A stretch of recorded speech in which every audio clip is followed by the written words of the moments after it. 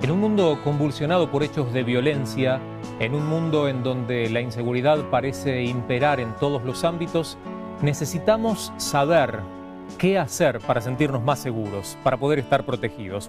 Hoy estaremos hablando acerca de seguridad. Un especialista en la materia nos dará algunos tips, algunos consejos, algunas enseñanzas y, por supuesto, abordaremos la situación del miedo, del pánico, de la inseguridad por la que la sociedad atraviesa en virtud de los hechos de absoluta actualidad que conmocionan al mundo.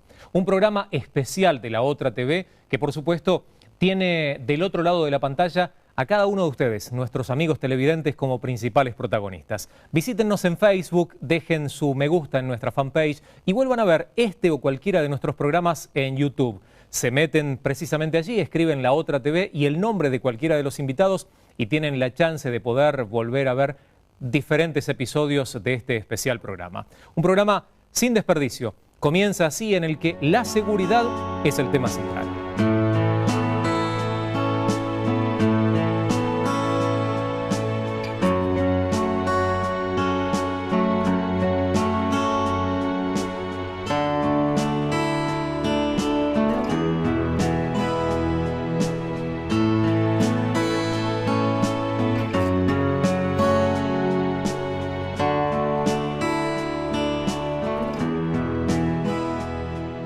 Un programa interesantísimo de La Otra TV comenzamos a transitar hoy junto a invitados especiales. Está con nosotros después de tanto tiempo que no lo teníamos y por supuesto es muy grato poder volver a recibirlo, el comisario retirado, especialista en seguridad, el doctor Luis Vicat. ¿Cómo le va, doctor? Bienvenido. ¿Qué tal? ¿Cómo estás? Un gusto. Muchas gracias por haber venido nuevamente al programa. Y obviamente ya son parte de la casa, dos amigos, la doctora Ana Manukian y Eric Vectros. ¿Cómo les va? Muy bien, gracias por la invitación. ¿Cómo estás, Mariano? Gracias. Muy bien, muchísimas gracias.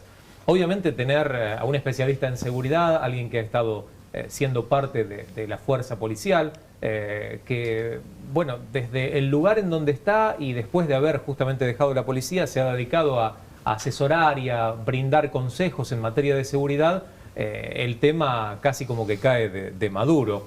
Hay situaciones que convulsionan al mundo, pero situaciones tan cotidianas en términos de violencia y de inseguridad por las que atravesamos día a día que uno ya no sabe más ni qué hacer, doctor. Realmente, yo lo decía hoy justamente en otro programa, la violencia ha crecido en términos exponenciales, en forma geométrica, ha mutado a la violencia, con lo cual tenemos un panorama absolutamente complicado, ¿no? Es decir, este tema de que el victimario hoy cosifica a su víctima, ya no la considera un par, sino la considera una cosa que puede romper tranquilamente. Y hemos tenido en los últimos días hechos de sangre, el caso de un matrimonio que termina de casarse y yendo a la casa de la madre es asaltado, saliendo del casamiento, ¿no? Y bueno, fue herido en una pierna, después el colectivero que le pega un tiro en la cabeza y le rozan el tiro. Perdón, porque no lo conocía el caso de este matrimonio. ¿Ellos qué salían? ¿De la iglesia? ¿Iban vestidos de pucha? Salían de la fiesta de casamiento y se retiraban a saludar a la madre que no había podido asistir por un tema personal. Y in itinere son asaltados. Ajá. ¿Y qué le robaron? Porque yo me acuerdo en la fiesta de casamiento mío, yo no tenía ni la billetera encima. Sí, evidentemente les robaron varias cosas, entre ellas el auto, le querían robar. Entonces el chico se resistió, era un auto nuevo, claro, de media gama, y le dispararon con una escopeta en la pierna, ¿no? Por suerte, afortunadamente, está fuera de peligro, pero estuvo comprometida, claro, su salud. Ya, obviamente es un caso extremo y absolutamente alejado de lo común y de lo racional, lo que ocurrió en Estados Unidos. Este hombre durante 10 minutos acribillando literalmente a la gente desde una ventana en un hotel, gente que estaba en un recital, en un espacio público. Eso, digo, no cabe en la cabeza de alguien medianamente normal. No, medianamente normal no, pero en Estados Unidos no es normal, pero es común. Nosotros en Estados Unidos tenemos 330 y pico de casos anuales de estas características. Lo que sucede es que en mucha menor escala. De pronto 10 personas, 5 personas en el medio oeste profundo, en esa franja que votó a Donald Trump, digamos, el WASP, el americano supremacista, discriminador, racista, donde nació el Ku Klux Klan. Es decir, en toda esa zona ha habido infinidad de incidentes de este tipo. Por supuesto no responden para nada al terrorismo islámico, claro, ¿no? Esto que quede muy claro, si bien el Daesh trató de llevar agua para su molino, esto no es un lobo solitario, sino que es un loco solitario, sí, que produjo la mayor masacre, porque nosotros como grandes masacres tenemos, por ejemplo, el tirador de Texas en el año 66, en un campus, tiraba desde la torre del reloj clásica. Sí, sí. Luego, en el 99, tenemos otra masacre de Columbine, en una escuela, en un school de Estados Unidos. 2016, en Miami, en una discoteca, Pulse, también otra masacre de este tipo. Y la más grande ahora, claro, desde el Mandala Bay, con un arma, una sola de grueso calibre y otras más que tenía, ¿no? Le voy a hacer otra pregunta, pero lo quiero dejar para que cada uno de ustedes, desde la psicología y la teología, me traten de analizar un poquitito qué es lo que puede llevar a una persona a intentar quitarle la vida a otro, porque no tiene mucha vuelta para presentar la frase o la oración.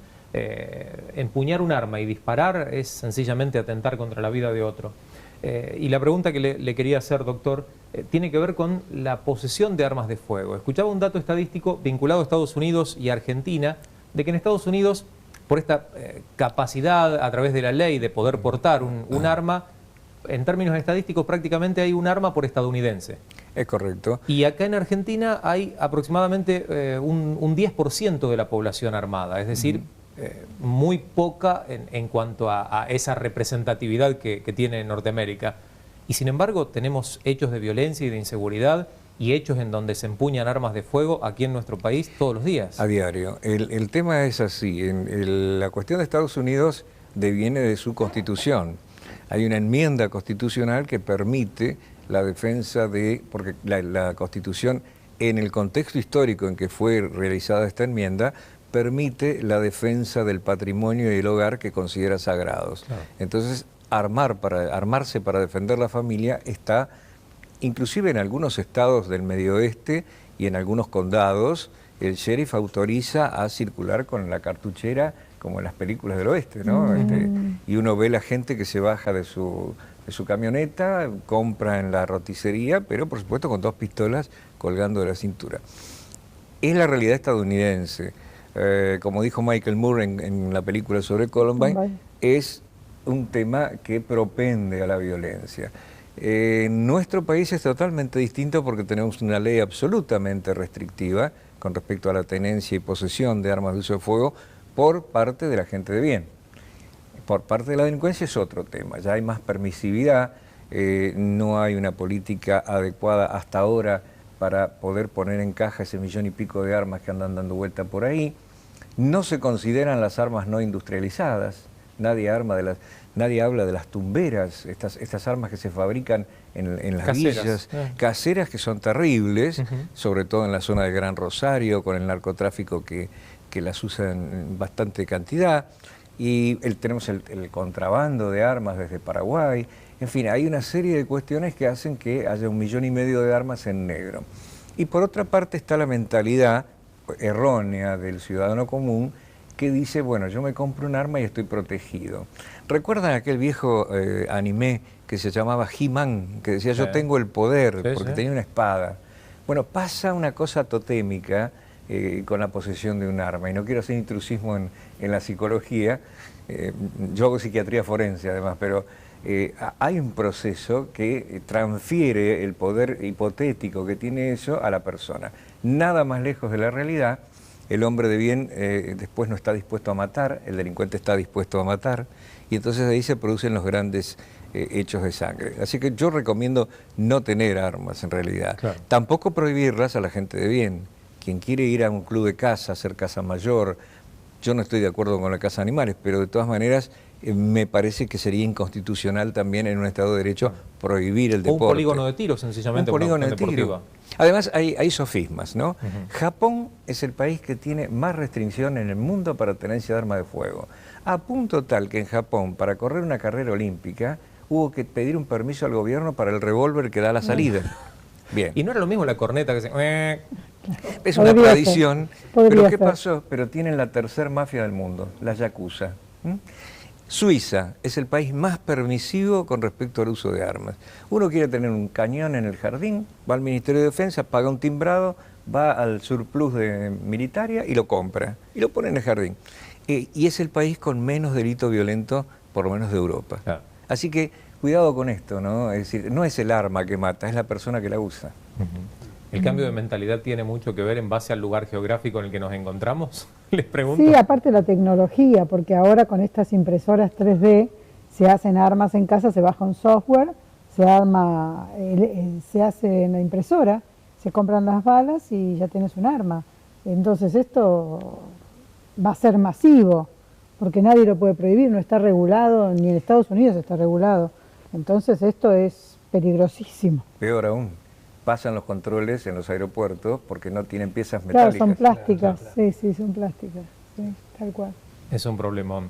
Les preguntaba a propósito de lo que mencionábamos y de este hecho sangriento en Texas, en los Estados Unidos, ¿qué es lo que lleva a alguien a tener este tipo de pensamiento, de querer, empuñando un arma de fuego, quitarle la vida a otro? ¿Se puede explicar eso? Bueno, en particular uno tendría que posicionarse desde dos lugares, ¿no? Obviamente hay una estructura psíquica determinada, ¿no?, que te permite tratar, y como bien decía el doctor, al otro como cosa. ¿Y qué significa esto de tratar al otro como cosa? No tenerlo como un par, no tenerlo como un otro, ¿no es cierto?, que siente, que le pasan cosas, que no tiene considerarlo decisión, humano. no considerarlo humano, sino un objeto, ¿sí?, como un medio más para la consecución de un fin, que puede ser delictivo, una manipulación determinada, un puesto de trabajo. Es decir, el universo psicopático, ¿no es cierto?, roza y atraviesa lo delictivo, pero se encuentra en cualquier área de nuestra vida, y hoy por hoy vivimos en una sociedad que tiende a la cosificación, ¿no es cierto?, del otro, en donde el otro termina siendo un bien de consumo más. Entonces yo me acerco al otro para conseguir determinado fin, el otro se vuelve un medio, entonces una vez que consigo el fin, lo desecho, ¿no? Sea un fin delictivo, sea un fin hedónico narcisista, sea un fin de éxito laboral, en donde me relaciono con otro a modo de contacto o a modo de conocerlo para poder quedarme con su puesto. Es decir, la cosificación, ¿no es cierto?, como modo también de manipulación y de aproximarme al otro, conlleva, ¿no es cierto?, a que el delincuente de hoy no tenga ningún tipo de reparo, ¿no es cierto?, en acabar con la vida de una persona, aún que la persona no se resista. Y esa es la realidad. Lo que vemos hoy es personas que aún no resistiéndose acaban o acribilladas o con alguna herida de bala en alguno de sus miembros, inhabilitante, ¿no? Y conocemos casos que se dan en todo el universo. Entonces, lo que tendríamos que preguntarnos es, también desde el discurso social, hay algo que tiende a la violencia, y a su vez, como las personas se sienten desamparadas de determinados organismos ante los incidentes que cada vez son mayores, vemos algo que no tendría que pasar, ¿no?, si estuviera todo bastante mejor regulado, y es que las personas quieren tomar justicia por mano propia. Y aquí estamos en un problema estructural de la sociedad, porque para que se genere una sociedad, uno tiene que delegar ese poder a un Estado, ¿no es cierto?, que administre y equilibre la cuestión judicial. Si uno empieza a tomar justicia por mano propia, y es un problema gigante. Volvemos a la ley de Talión. Al linchamiento, el famoso juez Lynch en Estados Unidos, que tenía una justicia muy expeditiva, ¿no? Un árbol, una soga, y no había juicio oral, no había prueba. Lo que vos decís es muy correcto, y te adunaría lo siguiente: en el caso del Mandala Bay, quizás fuera un psicópata integrado hasta cierto punto, que en algún momento su tolerancia a la frustración se quebró, y allí, como estaba frustrado, agredió a lo que fuera. Cuanto más matara, mejor, ¿no? Totalmente. Le quiero preguntar, doctora, a propósito de un área que usted maneja y mucho, que es justamente el ámbito del cerebro, ¿qué es lo que pasa en el cerebro de aquel que está en condición de víctima? Miedo, la condición de inseguridad imperante en la sociedad de hoy, que te hace prácticamente no querer salir a la calle, estar desconfiando de todo. ¿Qué es lo que pasa en el cerebro de una persona Muchas de las fobias justamente tienen que ver con eso, ¿no? La agorafobia, el salir a lugares amplios o el salir al aire libre, tiene que ver con eso, y hay cada vez más problemas de ansiedad o de fobias debido a esto, ¿no? Mientras hablaba Eric, yo decía, no hay un término médico que dice que no es enfermo quien quiere, sino quien puede. Bueno, con la violencia era así también, había que tener ciertas condiciones patológicas como para ser violento, para dispararle a un ser humano. Hoy ya no, hoy es violento quien puede debido a su patología, pero también quien quiere. Quien quiere conseguir algo, quien quiere conseguir un televisor, por ahí entra a robar eso y no le importa la vida, le importa el televisor. Entonces, esto es lo que varía la concepción del violento. Y esto es muy grave porque ya no tiene límites. Y no tiene límites lo que hace, ni a quién se lo hace, ni la edad de quien lo hace. Entonces hoy hay noticias esta semana sobre la violencia en la escuela. Entonces decimos, pero estos chicos que se supone que van a aprender, ¿de qué casa vienen? Y una especialista a veces dice, bueno, vienen de casas donde no se habla, donde no se explica, donde tampoco le dan importancia a ese chico como persona, entonces, bueno, hay que alimentarlo, hay que llevarlo a la escuela y nada más, y hay que ir a trabajar. Entonces, bueno, menos habla, más hechos, y son personas que hacen un acting de cualquier cosa, justamente, ponen por hecho cosas que podrían hablar, cosas que podrían pedir, cosas que podrían conseguir. Bueno, no, todo es en acto, ¿no? Entonces, ¿cómo se siente frente a eso el resto de la sociedad, que es lo que vos me decías? Y a la expectativa de ver cuándo me va a pasar. Qué triste, ¿no? Muy terrible. ¿Es así, doctor? ¿Estamos viviendo a la expectativa de ver cuándo nos toca? Estamos viviendo una era así, de alguna manera cuasi preapocalíptica por varios motivos. La violencia común, digamos, de este tipo, la violencia que viene de este estado de locura, de enloquecimiento general, de una sociedad que se parece al gran experimento de los ratones blancos en una caja, ¿no? Ponemos 10 ratones blancos, se llevan bien. Ponemos 100 ratones blancos, se matan entre ellos. Hay superpoblación, hay disparidades económicas. Hay otro fenómeno muy interesante que es las protomaras. Es decir, acá en este país, aclaremos, no hay maras. Alguna vez se dijo en algún medio amarillista, no existen las maras. Sí existe algún que otro marero, inclusive alguno que está preso. Para aquel que está desprevenido, ¿qué es una mara? Las maras son unas pandillas que se originan en El Salvador, que tienen un continente de violencia casi salvaje, casi etológicamente animal. Y incluyen el canibalismo, incluyen la muerte de alguien para ingresar a la mara, a la clica, digamos que es la pandilla chica de la banda, que es la mara. Y existen grandes maras que fueron a Estados Unidos, después Estados Unidos se las devolvió a Salvador coactivamente y se derramaron por el continente latinoamericano. En esas maras, justamente, la violencia que impera es muy grave, porque, por ejemplo, para ingresar y ser marero hay que matar a un familiar, de pronto, ¿no? Esto como condición de ingreso.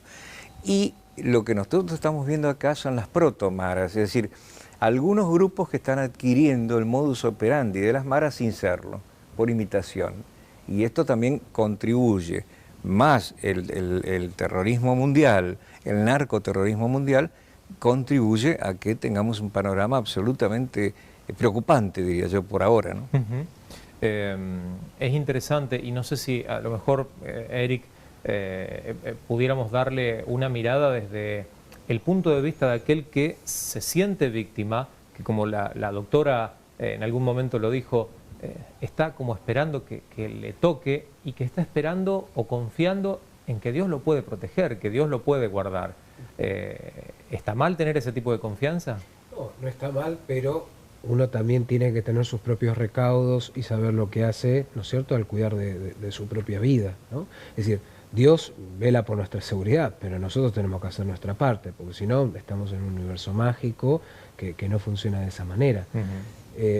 Vos hablabas de víctima, ¿no? Y ahora retomo tu pregunta, sí, sí. Vos hablabas de víctima, y lo que asistimos en la sociedad actual, que un poco Ana lo dijo, es que uno no sabe cuándo va a ser víctima, está bien, pero tampoco uno sabe cuándo va a ser victimario. Ah, interesante, ¿eh?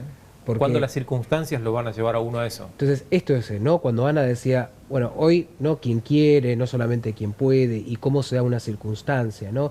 Asistimos a un montón de fenómenos en donde una persona, que uno diría, bueno, puede ser víctima con cualquier, ¿no?, de un fenómeno de inseguridad, de pronto se torna victimario. ¿Y qué pasa con las circunstancias? Esto de encasillar quién es víctima y quién es victimario, y hoy no, hoy los límites son muy difusos, todos podemos ser víctimas y todos podemos ser victimarios, porque todos estamos atravesados por cuestiones relacionadas a la injusticia, la disparidad, ¿no es cierto?, la acumulación de recursos de determinados sectores y la ausencia de recursos en otros. Entonces todos estamos atravesados por un sinfín de frustraciones que no sabemos cómo disparan ciertas características de nuestra estructura psíquica y a dónde podemos llegar, ¿no?, conforme y de acuerdo a estímulos que terminan siendo adecuados para fines inadecuados, ¿no?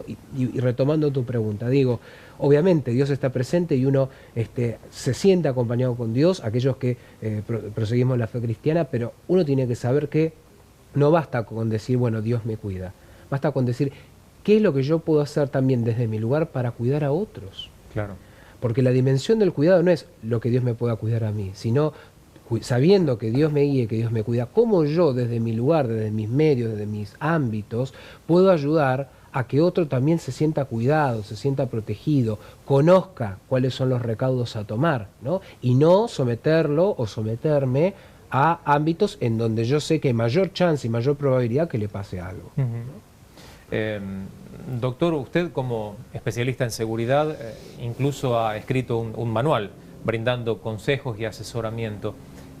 Le quisiera robar algunos tips o algunas herramientas con las que un ciudadano común debería o por lo menos pudiera estar prevenido, no sé, en un espacio público en donde entra alguien con la intención de robar y uno no sabe si esa intención primaria de robar no terminará desencadenando una tragedia. Otro tipo de delito, sí. Es un ¿Cómo caso nos prevenimos? ¿Cómo lo evitamos? A ver, el manual justamente, que es un método, es el método de la autopreservación urbana, cómo sobrevivir en una gran ciudad. Y se sobrevive a través de 3 pilares: la prevención, la discreción y la precaución. La precaución, que es un estado mental, en donde nosotros tenemos una sana vigilia no paranoica permanente de lo que sucede a nuestro alrededor. Nos acostumbramos a observar. Todos miran, pocos observan. Y por otra parte, el principio de discreción, discreción activa o pasiva, ya sea mintiendo, aunque parezca mal. Cuando yo recibo una llamada telefónica de estas falsas encuestadoras que se hacen de alguna cárcel, dice, ¿cuántos son de familia? 38. ¿Tienen perros? 3 Rottweiler. ¿Usan armas? Todos portamos armas. Claro. Misiles antiaéreos. Claro. Entonces, inmediatamente cuelgan. De todas maneras, el otro principio es la prevención. Y dentro de esto, por ejemplo, articulando esto, hay una infinidad de tips para cada caso, que vos conocés porque tenés el manual. No lo tengo. Caramba. Qué buena manera de pedir el manual. Es que voy a quedar mal porque en alguna oportunidad me lo prometió al aire. Prometió al aire traerlo. Pero como el tema lo sacó él. Pero qué bueno, prometo al aire traerlo. El tema es el siguiente. Por ejemplo, vamos a ingresar a un lugar público. Cuando nosotros estamos en el afuera, estamos en un ambiente hostil. El lugar público es hostil. ¿Siempre tenemos que considerarlo así? Sí. Vamos a un cementerio, es un lugar de alto peligro. ¿Un cementerio? Un cementerio. ¿No están todos muertos ahí? Sí, no están todos muertos. No todos, evidentemente no todos, hay algunos vivos, muy vivos. Hay un capítulo que se llama Campo Santo, que justamente comienzan siempre con un pequeño cuentito, ¿no? Dicen, bueno, va una señora viuda a hablar con su marido fallecido, italiana, y le dice, dame una señal, Dios, ¿por qué te fuiste tanto? Decime si me querés, si estás en algún lugar. Y en ese momento, 3 de la tarde, cementerio municipal, rayo del sol, siente un toque en el hombro. Y maravillada dice, milagro, se da vuelta y era un caco, ¿no? Claro. Que es la roba. Un cementerio municipal a las 3 de la tarde es un peligro, aunque parezca mentira. Una aglomeración alrededor del obelisco es otro peligro. Entonces vamos a entrar a un restaurante, por ejemplo. Bien, lo primero que hacemos es, si nos gusta el restaurante, vamos a mirar qué pasa dentro del restaurante. Si vemos que está todo el mundo quieto, los mozos no se mueven, la gente tampoco, no entremos. Claro. Hay un asalto en proceso. Pero si nos animamos a entrar, tratemos de buscar la ubicación. Además, perdón, si están todos quietos y los mozos no se mueven, la comida va a demorar un montón. Sí, claro, solo por eso no entraríamos. Pero por otra parte, si llegamos a entrar, tenemos que saber dónde sentarnos. Lejos de la caja registradora, lo más lejos posible. Lejos de las entradas.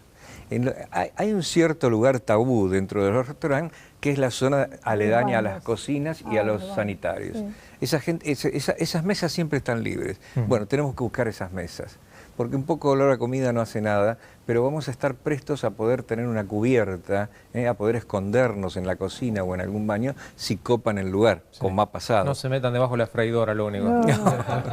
evitar el horno si está prendido. Pero de todas maneras, son pequeños tips de seguridad, ¿no? Si vamos a mirar una vidriera, miremos primero el vidrio. ¿Qué hay detrás nuestro? No hay nada raro, nada normal, no hay gente que se me acerca, ahí miramos lo que está detrás. Interesante el detalle ese, ¿no? Porque uno... A tomar nota, por favor, de todas estas cosas. No, pero son cosas que ayudan, lo que termina de mencionar el doctor, mirar o sea, usar el vidrio de espejo para darnos cuenta lugares que no estamos viendo directamente, pero sí de forma indirecta y que nos pueden prevenir. Vivimos rodeados de espejos, charcos de agua, vidrios, marquesinas.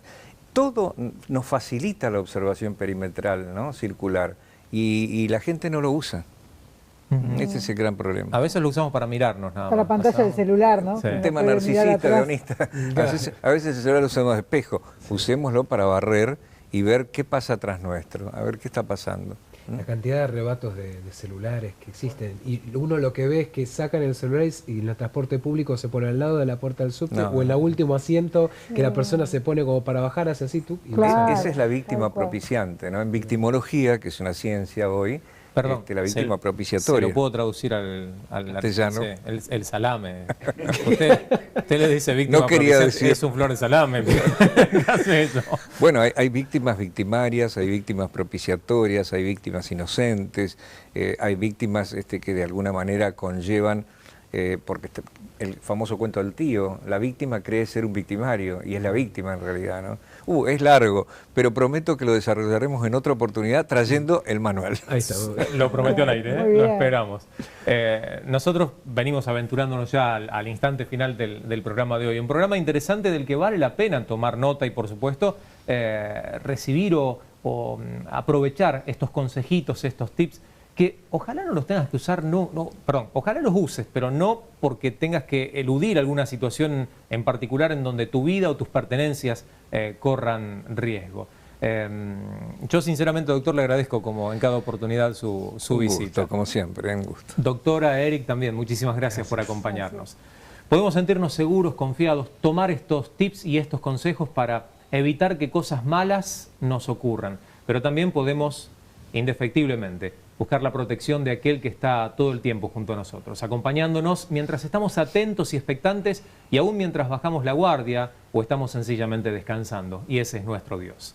La televisión tiene sus propuestas, esta ha sido nuestra propuesta. Esto fue La Otra TV del día de hoy. Muchísimas gracias, será hasta la próxima. Dios nos bendiga.